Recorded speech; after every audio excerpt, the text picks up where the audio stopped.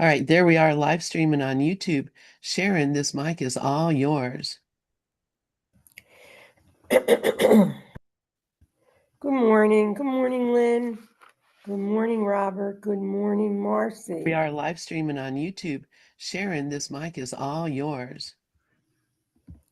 Can you hear me? Yeah. Okay. Glorian's here. Hi, Glorian. Hi, sweetheart. All right. So I think today I feel led to talk about the ego sphere of the atonement.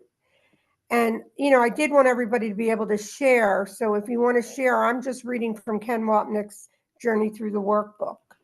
Um, and the reason I'm actually you know guided to do this is in the last week or so I've been doing Ho'oponopono like religiously through the morning, through the day, not clearing all day long, but clearing enough to see that the subconscious mind goes completely, as we say we're sorry, we forgive it, we are actually bringing ourselves into the um, the mind of spirit, because it's the obstacles. So the obstacles have moved a lot in my awareness, but of course I know there's still a lot of dark corners in my mind.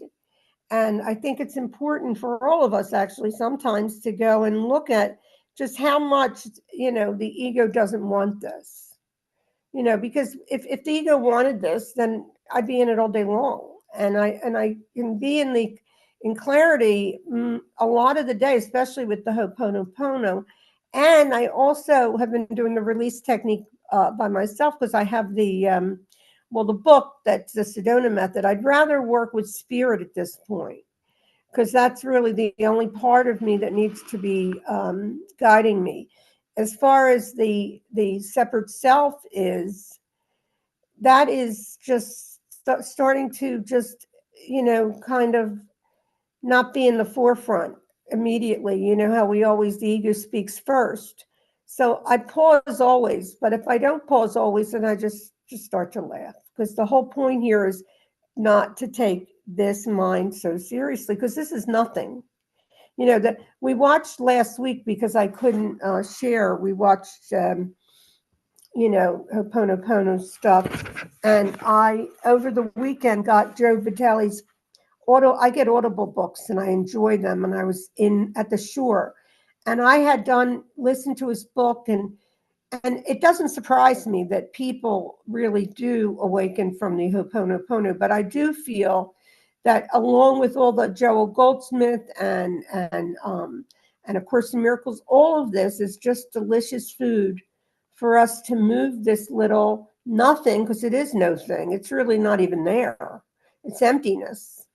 But at the same time, the distractions and the habits are still there. And so I'm going to read what he has a little bit and see what spirit like prompts me to do next. So the memory of God comes to the quiet mind. It cannot come where there is conflict. For a mind at war against itself remembers not eternal gentleness. So the war is really between two thought systems, and it's always about two thought systems. Which thought system I pick is the one that, and it's like that story of the two wolves, when this boy asked his grandfather, which wolf should he feed? And he said, the part that loves you, because the ego is not only not there, but it's all hate. And I've seen it more now than ever on this conversations it has with itself about everyone, you know, and it'll actually, like, in 1 minute think somebody's great, and the next minute it won't like what it says. So it's constantly really taking us on a trip to nowhere, and just playing with these things. Like last week we watched Ho'oponopono, and when we were watching Ho'oponopono, it was important. Hugh Lynn is the guy that developed this process, and he's saying it's all bullshit, and it is. It's all bullshit that we're looking at. We think that they're these precious thoughts, are they're our children and they're special, and they're not. We believe they are because of the addiction to the mind. But like which part is addicted? Only the ego can be addicted to the ego, right? Often I say, well, I shouldn't stay a lot in these rooms because I want to sit alone with spirit. And I have been doing that, sitting alone with spirit. But spirit is really much clearer than it's ever been for me. And it's kind of like it's really happening by itself, this awakening. But why do I do the practices? Because to mitigate the struggle. Because this is why. Let me tell you what the ego is saying. He's saying the memory of God comes to the quiet mind. It cannot come where there is conflict. For a mind at war against itself remembers not eternal gentleness. So, what Ken's going to say here is these important sentences take us to the heart of A Course in Miracles. We are terrified of the memory of God because we do not want to remember that we are a unified part of his living oneness. Nowhere does the Father end and the Son begins as something separate from himself, from him. So, when the commitments comes in, and it comes in, I often say readiness, but it's spirit. Spirit is like, okay, I've had enough. I played the part and long enough, but the part is getting boring. And this has happened to this mind even in politics. Oh, and I just want to throw out, just you know, my opinion, my feeling about Myra last. I mean, no, it's not Myra. Wait a minute, I'm forgetting her name. Lynn, what's her name again? The girl from last night. I get mental blocks all the time. Well, maybe Gloria knows, but here's the thing: she was fabulous, fabulous, fabulous, fabulous last night.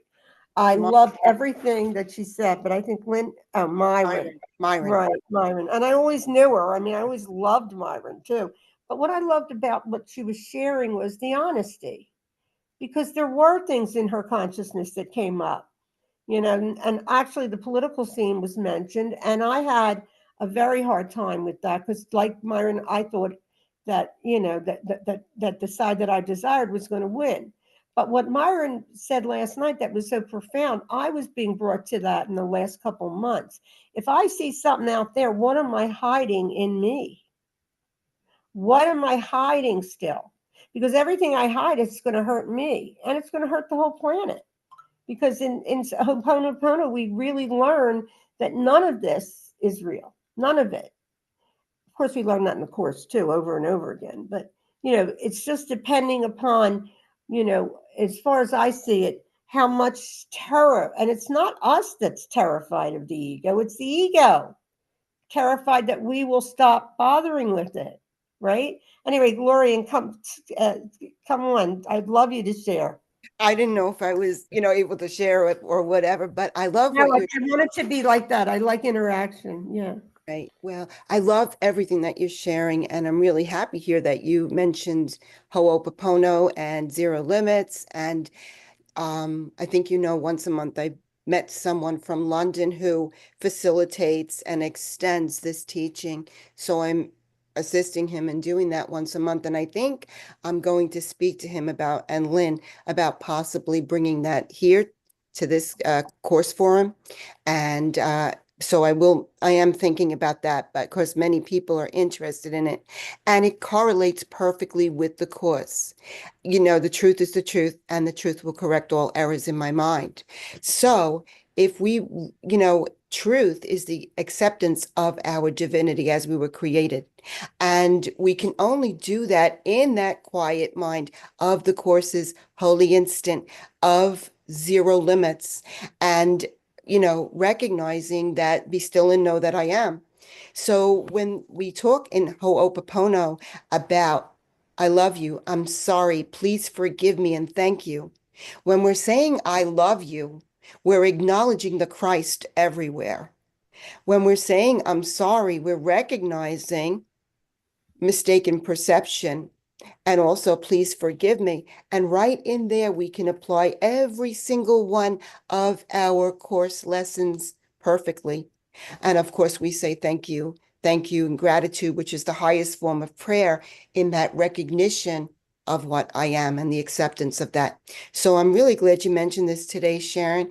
And when you were talking about it, and people have been asking me, and it's craziness with the links and all, I think I'm going to speak to him, and then and first I'll speak to Lynn and see if that's something that we can do here. Thank you. Yeah, I would love that. You know what? Robert just wrote that he's been doing it too. I think it's just where you are right now in your unfolding. Like, for instance, I knew about Ho'oponopono for years, and yet the attraction wasn't there. And it wasn't the me, the character, that decided it wasn't there. It was the readiness of spirit to come forward and say, this is a very simple way to get the blocks removed. And Robert has had the same, Robert has had the same, results. The results I received was really about the readiness of spirit, that spirit has enough. Of course, we are spirit and we can rule our mind, but it depends on which one, for instance, like being right. Well, all of that it's in the subconscious mind. All of that, being right, not wanting to be wrong, the hate, all of that is all deep down. So that's why saying a mantra through the day or just stopping, I've done meditations on it. I went inward, I went away this weekend to Rehoboth Beach. We didn't get back till yesterday, and we had a wonderful time, but it was a very peaceful trip because my mind was very still. Even the attraction to politics has dissolved so much, which is so great for me because there was an addiction going on. But of course, the ego's still bringing things up. It's bringing other things. It doesn't have to be that because there's nothing outside of me. So when it's bringing something up, it's truly bringing up a distraction, right? So I have implant dentures, and they kept bringing up the idea that they're not fitting right, and just yapping away about it. And I just kept Ho'oponopono and just coming with it and not meeting it with a like, stop it. Like, no, Ho'oponopono, I love you. Please forgive me. Right? It's really, the last one is, wait, I'm sorry. Please forgive me. Thank you. I love you. Or you could say, I love you. Thank you. It doesn't really matter because the words aren't really it, but they are coming from the higher mind. And that's really the help that we've gotten. That's coming through the higher part of who we all are. And the fear that the ego has of dissolving is just that. It's a fear it has with itself, and it's a machine. So the force is one thing, but the power of the mind is unbelievable when we take the mind and realize that there's no reason to play in the sandbox anymore, that the sandbox is getting old. And sure, if I see something out there in the political scene, what am I not acknowledging in myself, right? Now, this was a hard one for this mind because it is happening by itself. It's an organic process, and there's no single being waking up. It's one mind. But if we take ownership as the I, then we have the power. And I kept thinking, but it's happening by itself. So I didn't know. Well, who didn't know? It's the character that didn't know. The character doesn't even know like how this happens. Character doesn't understand any of this. All it is a computerized system that has beliefs in it that are so taken in, and it's all connected to the senses. And that's why it's a trickster. When you get a stomach ache, you hurt. You're going to say, my stomach hurts, but it's really the stomach of the mind, right? Because there's no stomach either. So anyway, he's saying here, there's no individual consciousness or awareness to the Godhead, which is why we continually choose against remembering our source. If the statement, the memory of God comes to the quiet mind, is true, then the ego's response is obvious. The son's mind must never be quiet. Isn't that what it's doing? 24/7. Talking about ideas that really matter. All these ideas that really make a difference when they don't make a difference at all. Because that's what they are. They're ideas. Right? So it's like, I think that it was necessary for me to go through. There's not one thing that you go through on this planet that's not necessary.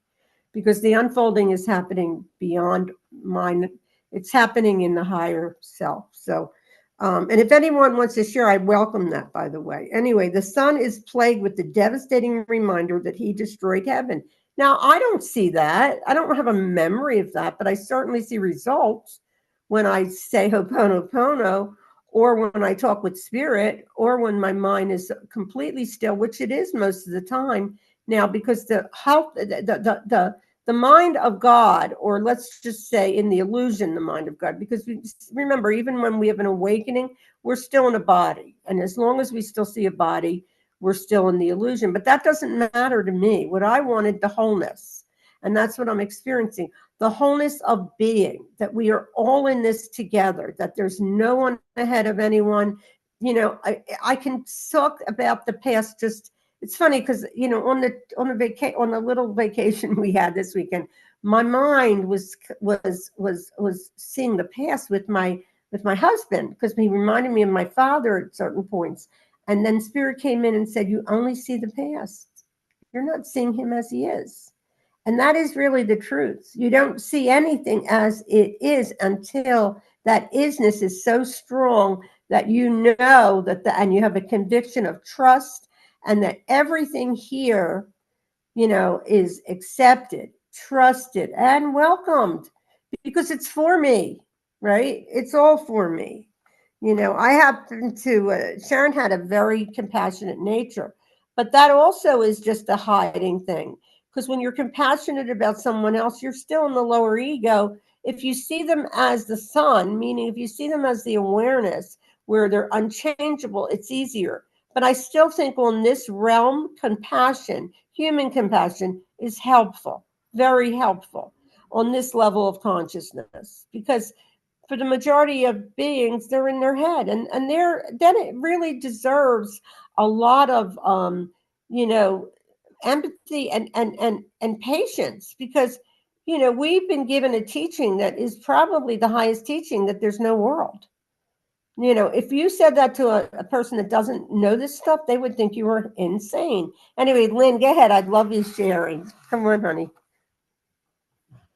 All right. So I'm so grateful too that the Ho'oponopono, uh, because exactly what you're talking about. My fear is what leads to that compassion. Like, oh my gosh, what's going to happen to them? Oh my, I think about my kids, I worry about them. And I realized the other night, my gosh, all I'm doing is just cursing them. Every time I worry about somebody, I'm cursing them. Every time I think that something is going wrong for somebody, I'm cursing them. And, not like a literal curse, but I'm looking at them and saying, you're not the son of God. You can't take care of yourself. You are helpless.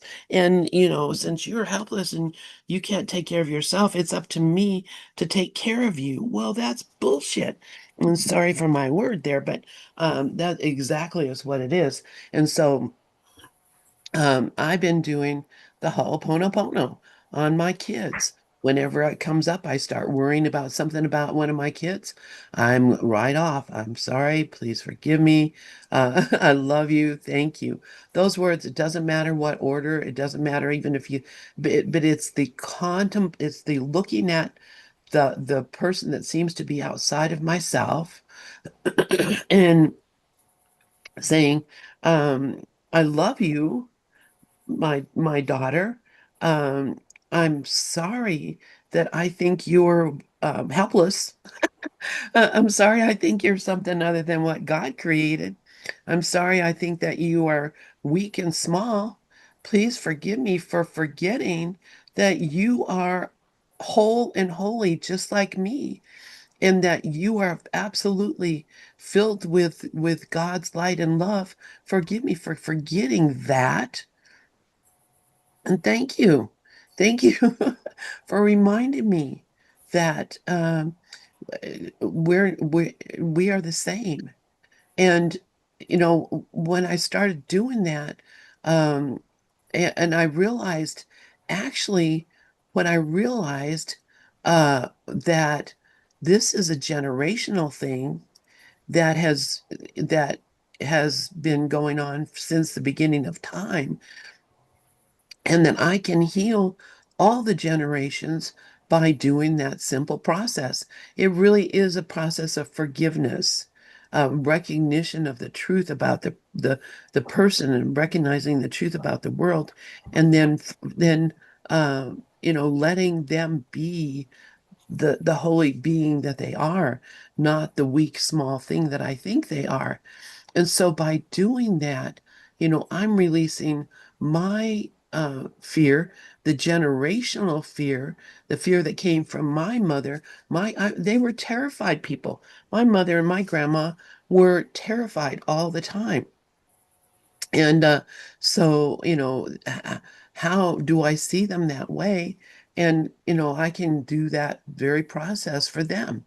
And the more I do it, the stronger I become in my knowing. But also, I can let them free so that the Holy Spirit can move in their life, not mom coming to save you. So, I try to take the place of God with my kids.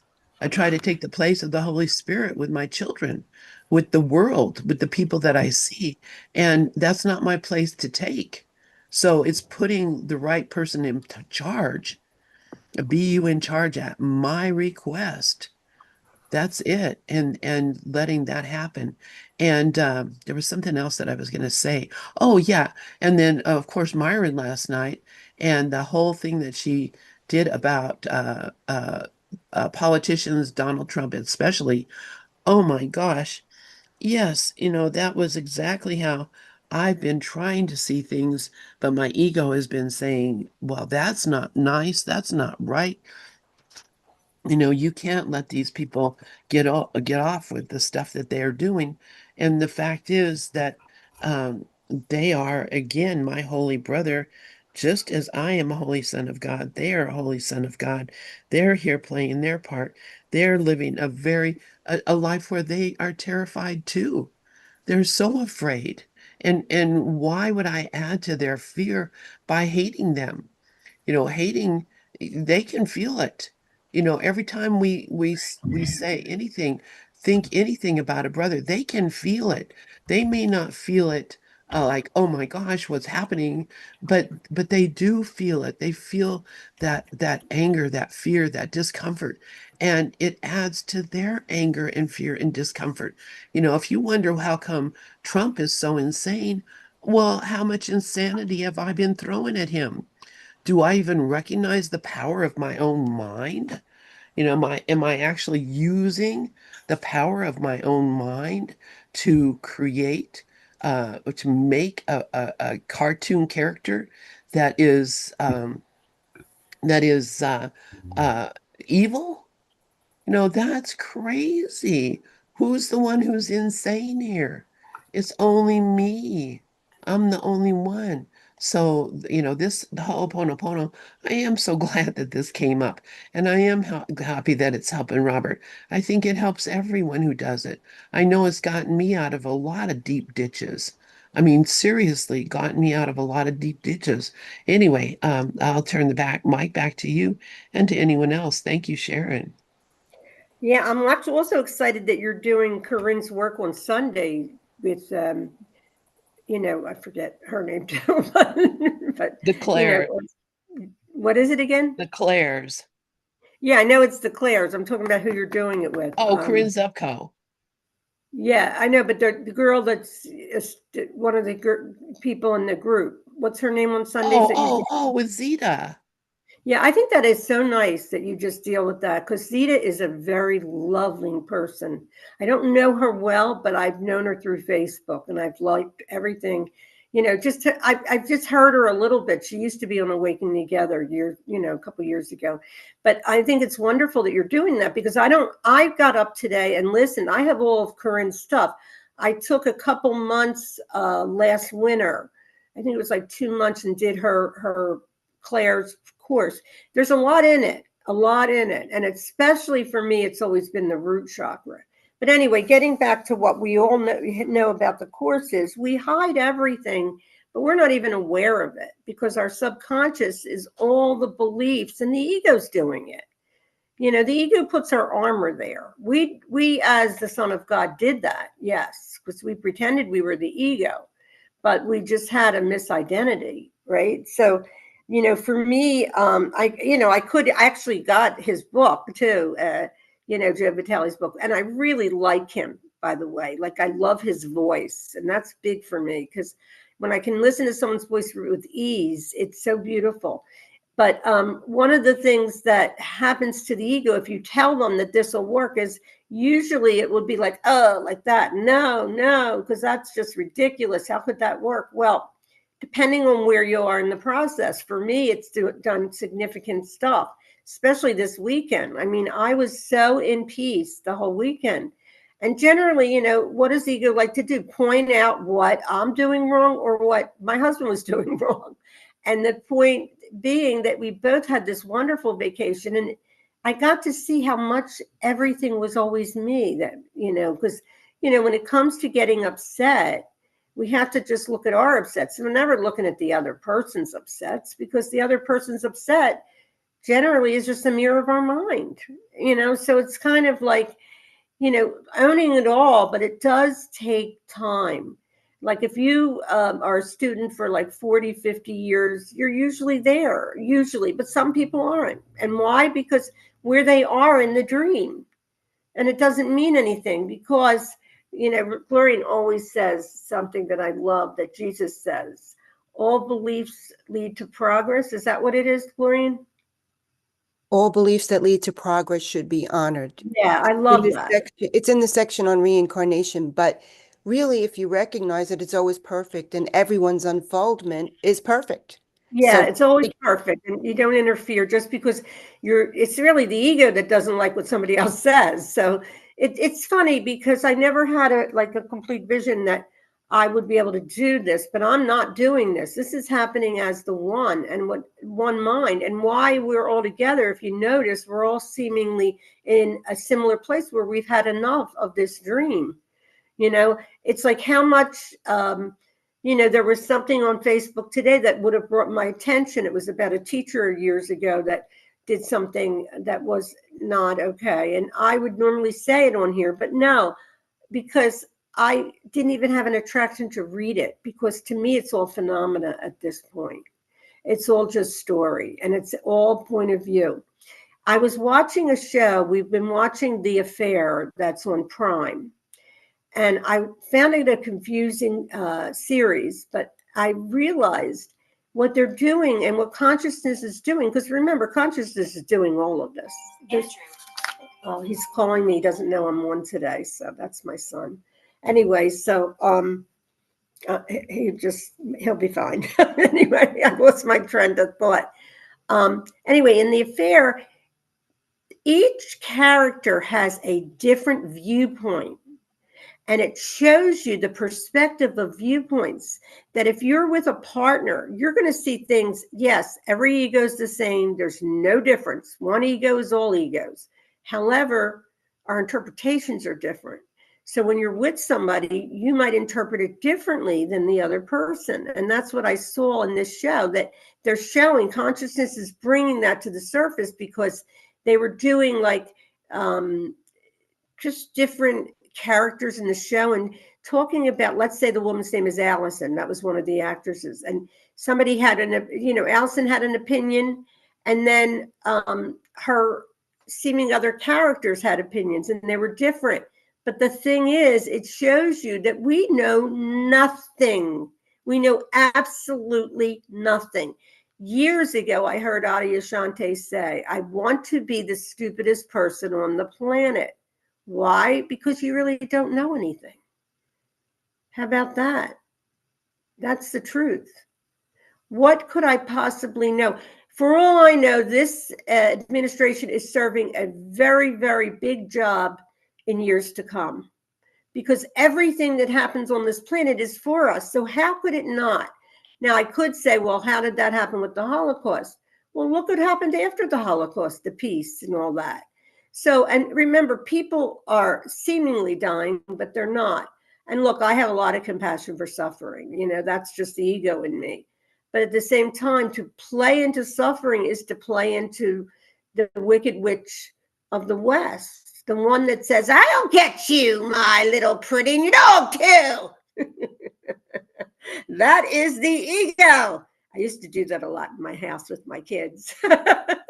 when they was taught, when they were old enough where they didn't cry, where they found it hilarious, because now my grandson Asher loves it. But it's all really interesting how much we are living in good, bad, right, wrong, smart, stupid, evil, kind. It's all opposites. So it's to embrace the opposites is to know that if there's evil out there, that's you. You haven't seen it yet, but it's you. And when we do that, we heal the whole mind, because the whole mind needs healing, obviously, right? But the addiction to drama has always been in this mind. So now it's lessening and lessening and lessening. And I'm not doing it like I'm on a starvation diet. I just don't care anymore. I just kind of realize that it's all thought. And all thought is meaningless. So anyway, Ken is saying here, we need to understand that our experiences here are purposive. Purposive. Nothing happens by chance, for these are dreams. Freud taught over a century ago that dreams are wish fulfillments. Jesus extends this to the individual dreams we call your lives, seeing them as fulfilling the ego's wish to keep the memory of God away by holding us in conflict. It tells us that we are at war with God, a thought so intolerable that we repress and project it, giving rise to a world in which conflict is the rule, not the exception. That's what we're learning all day long. That's the classroom I lived in for so long. Let me see, where can I get more conflict so then I can get the juice to hate myself more? Because that's what it's doing. You can only hate yourself. You can't hate another, right? So, and I've had some real judgments about this administration. I mean, first of all, I'm projecting it. So if I see that they don't look like nice people, well, that's me. Because you won't see anything if it's not in you. But, it wouldn't be my preference. That's one thing that Myron did share, that she said that she prefers the other side. Yeah, because we all want to be truly helpful, even in the dream. But we do know that some of the, our greatest retreats can be our greatest advances, because we know nothing, right? So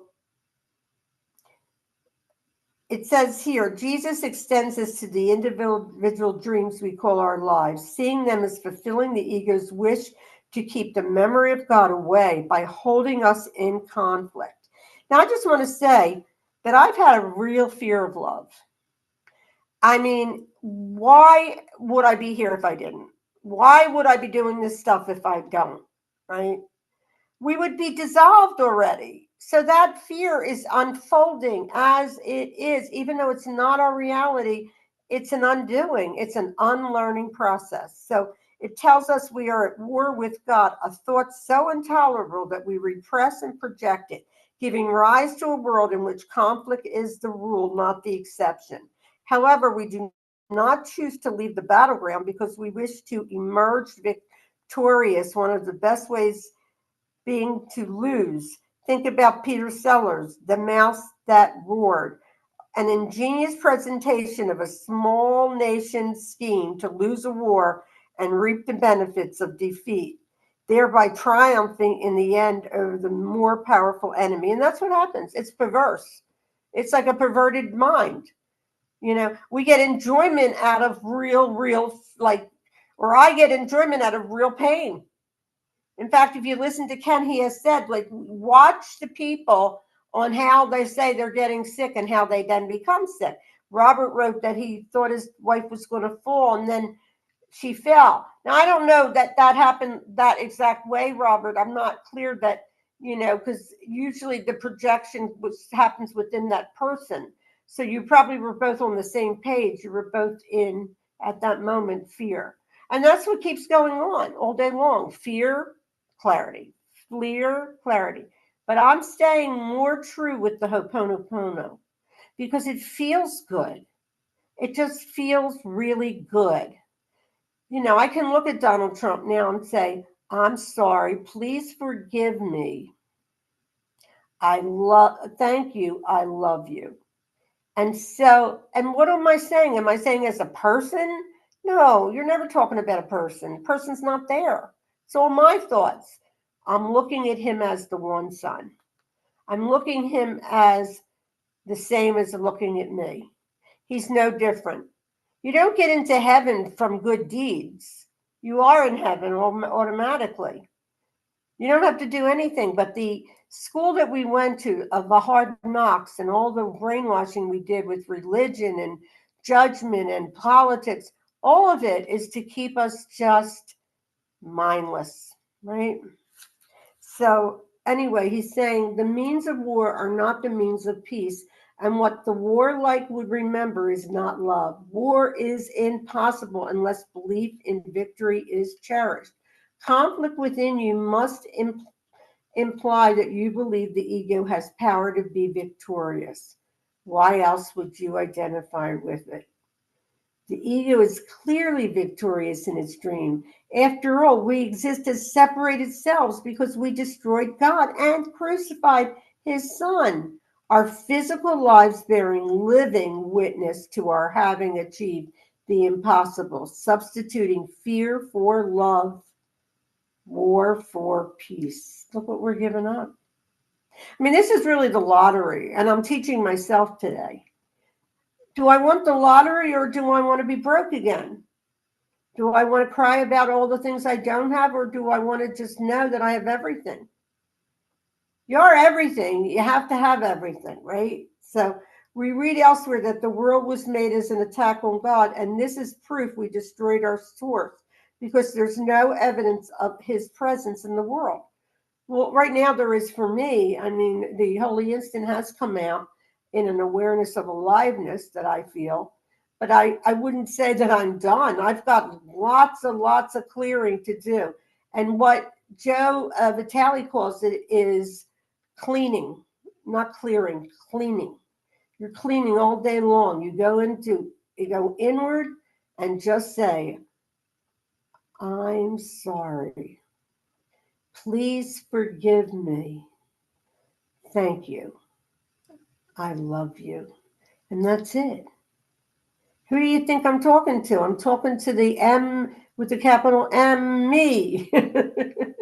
There's only me with the capital M, And the story out there is the same story that's in all our minds, how the evil and the good are playing up against each other, the North and the South, the rich and the poor. It's all opposites. It's all silliness. But the unfolding that's happening at this point, and we wouldn't all be together if we weren't basically in the same place, because I've seen that happen a lot, where I've been in groups and there was like a division in learning. And that can happen too, but I'm more aware now that this group that we're in here seems to all be on the same page, And what does that really mean? It means that we are being perfectly led by the divine mind. The divine mind wants us to know that we have never been in lack, that we are not these separate selves. As special as I think Sharon is, I'm not her. I'm not her because she came in with a prefab life. Her life was all prefab before she came in, right? So I could talk about the things that I have a hard time letting go on, but that's not happening anymore, especially with this new mantra, right? Because it's just there to clean and sweep. And I'll be honest, I get to be a little lazier. I didn't want to sit and write right now. I still do. I write when I need to because I want to get it. You want it to immerse the being, like really, really get in there. Like the being has no doubt that the infinite self knows that it is powerful beyond measure and that it can stay in the light, because that's what's here, the light. The ego always marches to defeat because it thinks that triumph over you is possible, and God thinks otherwise. 4 simple words that to the ego are among the most infuriating in the Course, and God thinks otherwise. God knows nothing of the ego thought system, the worst affront of all. He does not even know about the insane book signed with his name. In other words, God literally knows nothing about nothing. Why is that? Because we are nothing. We're no thing. We're emptiness. Because the dualistic world of conflict, war, and triumph does not exist, except in dreams that are outside the mind that is awake in his. See, that's just the whole point here. The mind, of course, spirit mind has to wake up. I mean, it doesn't. I've learned from just pretty much just watching that many beings are on spiritual paths, but they might be on like a 12-step or religious, and that works for them, and that's perfect for them. But does it mean that I'm ahead of them? No. Because I can't know anything about any other soul, even though it's one soul waking up. I can't know the plan, right? So that's the beauty of it. And what's the hardest thing for an ego is to not know. That's the hardest. So this is no war. Only the mad belief, the will of God, can be attacked. So somebody's coming. Oh, look at that. Okay. Oh, well, okay. Let's see what people wrote. You'll never change the mind about your projection. Right. The mind, you can't change a computer, right? I mean, when I want to change my computer, I got to get a professional in my house to work on the computer. I don't know how to do that. Well, I don't know how to, we have a much easier chance because we have this comforter sitting in our mind waiting for us to say, okay, just pick me. Do you want a life of ease?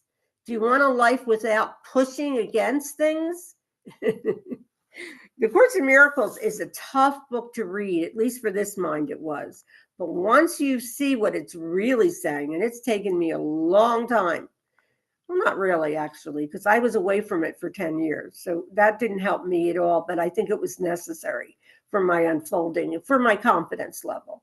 Because, everything's a lesson. And I had the same confidence in myself, and I wouldn't have needed teachers to tell me what I was doing wrong. So that was basically how this mind was evolving. And then it was definitely pushed back into gather, picking up A Course in Miracles and realizing this is the only book I ever really needed, and that's real clarity when you realize that. But, Ken will say, sometimes he'll say, that we should stick with one path. And he's right. But it's hard for an ego that's bouncing all over the place to stay with one book, right? Even if the Holy Spirit, is there, the Holy Spirit speaks very softly. It's a soft inner voice, and it doesn't have much to say at all. But it will lead you exactly where you need to. So, when is enough enough? Like how long, Son of God? Jesus asks us now. Everything is now. The ego is just a belief system. It is a computerized program. And that's basically what Joe Vitale was teaching in this book about we have a program. Everything is programmed. Our waking up is programmed. You can't come with a Son of God right next to you and say, listen, you're not doing this right. If you did it right and listen to me, you'd get it right. No, that's not how this happens. It's coming from within. There's nothing without, because whatever you see out there is from the inside. So where are my thoughts? There's nothing out there. So if there's nothing out there, what hateful thought do I have about myself? Because that's basically what I'm saying. Anyway, the purpose of conflict is to replace love with fear. To make mind's fear so terrifying real that we need a world of conflict to defend against it. The war we believe we wage against God and its shadow, the war we wage against the world, is madness. And we are crazy. We are literally insane. I can speak of only my mind, but I would say anybody on here knows how crazy the mind is now. If you listen to it, sometimes I just let it go. Like the thing is, if I bring my attention on the awareness and I own who I am, and what I loved about Myron last night so much was her total honesty, because she knows that we're all in this together. Nobody's ahead of anyone. What got me to the course was love, right? Because that's just a knowing. The knower is in us, maybe not up yet, but it's in us, right? So it's kind of like it's a beautiful unfolding, and a lot of the ugliness of the ego is just thought. Well, not a lot, all of it. It's all bullshit. It's just what Joe Hewling said last week. It's all bullshit. Who's running for president? Who's doing this and who's doing that is bullshit. Now, it's interesting because I did read Night by Elie Wiesel, but I never read his more advanced books. But I do believe him and Anne Frank were really realizing that none of this was real. Even though their body and mind was taken over by the Nazis, they did know, basically, that they were free. That's what it seemed to be. And how does that even happen? That's the lottery right there, But what happens is, how Jesus in the Course will say, that there's a limit to our pain. I think sometimes we even go into a shock where it's not hurting anymore if we're not waking up. Because this is not the process. It does seemingly look like people are really suffering, but it's really the thoughts that are making them suffer. This thinking mind is a dangerous place to live.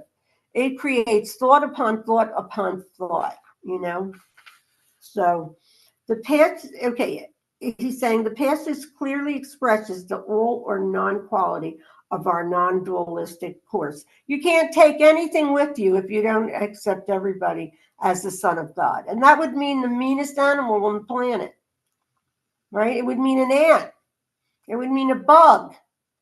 Everyone is made from this light. This light is all there is. So, it's interesting because the third law of chaos is right here that leads directly to the third preposterous belief that seemed to make chaos eternal.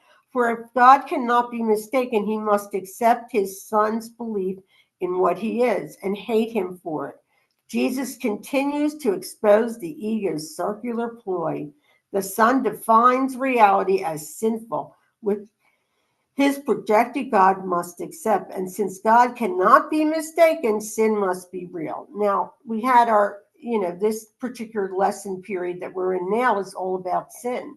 And sin is separation, right? In the Course, it's all about, are we separate? Are we separate? The wanting and desiring really comes from the ego. You don't have to even allow. Allowance it happens organically. Forgiveness is organic now. Just look at that light. That light is absolute forgiveness. That nothing happened, that we've been talking to ourselves for seemingly 70 something years. You believe that? Now that's insane to begin with. It's interesting because I was seeing somebody on my vacation that was talking to themselves, and I kind of chuckled to myself thinking, well, that's what I do when I believe the thinking mind. It's just that he's talking out loud. So we think he's crazy when we're crazy. It's all so insane. It really is. So sin and vengeance now gladly take the place of innocence and love. And the ego's madness is preserved as truth, and heaven must await the son's return to sanity.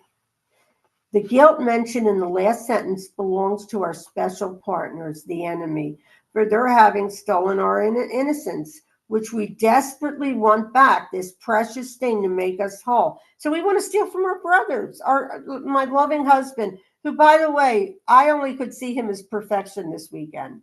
I saw him as like, wow, how did I get this lucky? Well, I projected the guy, so there you go. But, it's kind of, I got really excited, Lynn, with the Joe Vitale's book, because I had so much magnificent peace. And when I was sitting with it, I was asking Cliff if he wanted it. And he said, yeah, I do. And then I brought it out and he fell asleep. And that's pretty much what happens a lot. You can't be in the same place as everybody, but what you can do is say that to them unconsciously, because that's going in there. So when he fell asleep, I just said, I'm sorry. Please forgive me. Thank you. I love you. Thank you. I love you. Years ago, Muji got on and they asked him to say, what is the best word to use to speak to the divine? And he said, thank you. Thank you. Thank you for this opportunity to be this being of light that came here to live in a world that I thought was so real and have extreme experiences of being smart, stupid, rich, poor. I mean, in this dream, I really did experience a lot of stuff.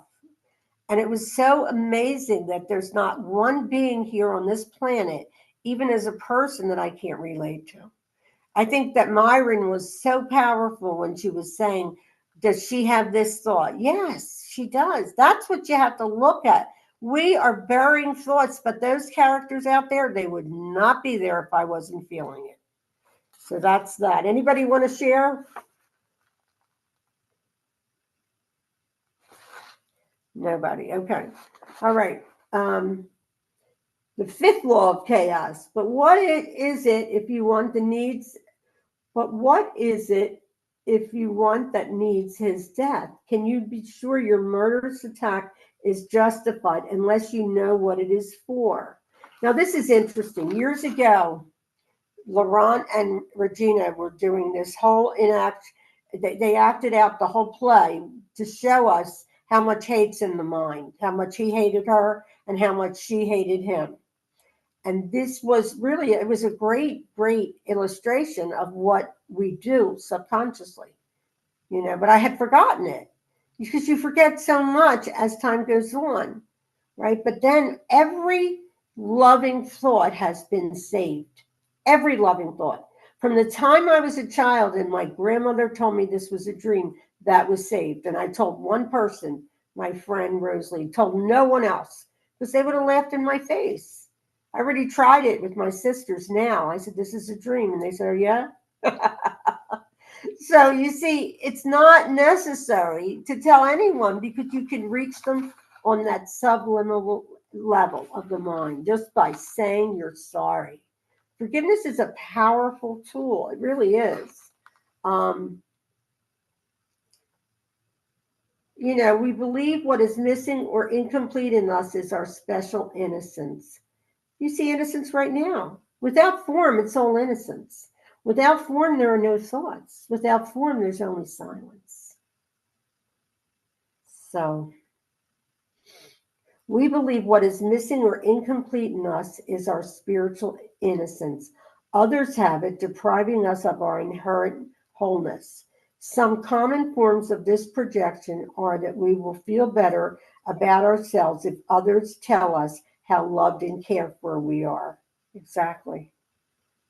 We're just like waiting for the food from others. Do you love me? When I first moved to Altoona, I thought I had gotten into the 12 steps and I learned about approval. I was like an approval junkie, and then Dove had said something about that, was very helpful for me about approval. Basically it's our nervous system actually believing that we will die if we don't we don't get their opinion, if they don't care about us. That's what it felt like for me. If somebody didn't like me, it felt like I was dead. It was like, ugh. Now I don't even know if anyone is going to like or dislike me. I don't know that I care anymore. And if I do, then I have more work to do. Because it's all cleaning or clearing, whatever word you want to use.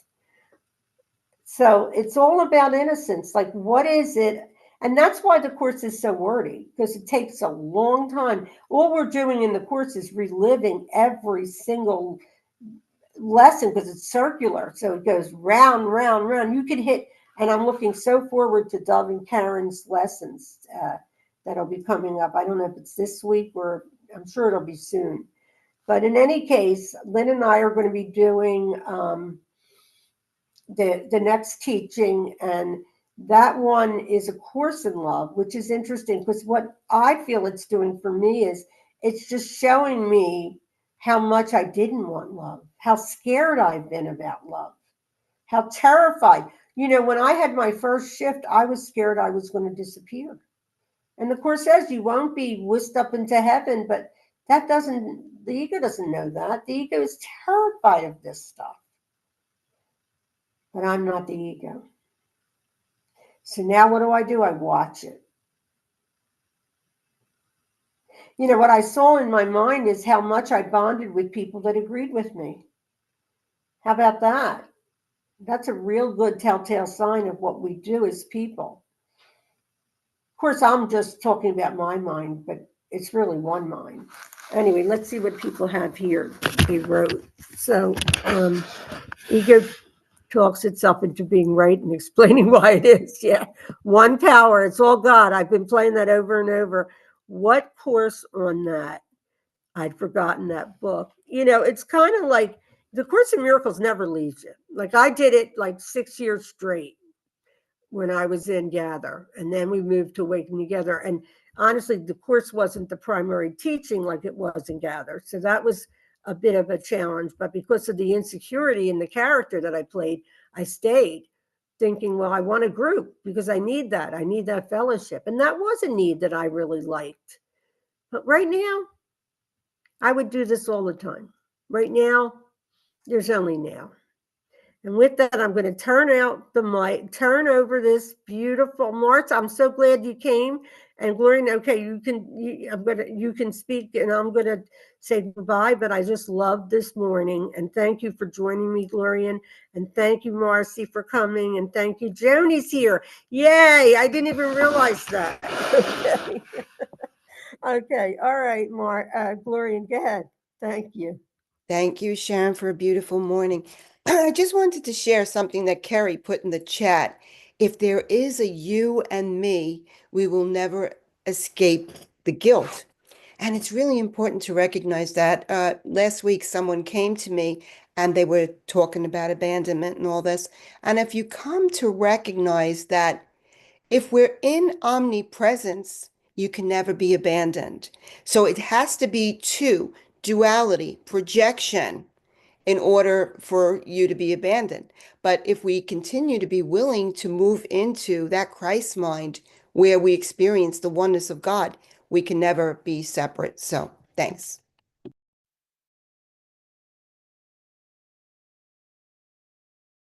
All right. Thank you so much. That's absolutely true. And that's why we do this work, is so that we can come to that conclusion and recognize the truth about ourselves. So thank you so much, Sharon. Thank you, everyone who's been here this morning. I'm gonna go ahead and hi, Joni. Good to see you. Go ahead and close off this YouTube. And remember to click the like and record and what do you call it? Subscribe if you want to hear about our every time we have a session, you'll get a message. And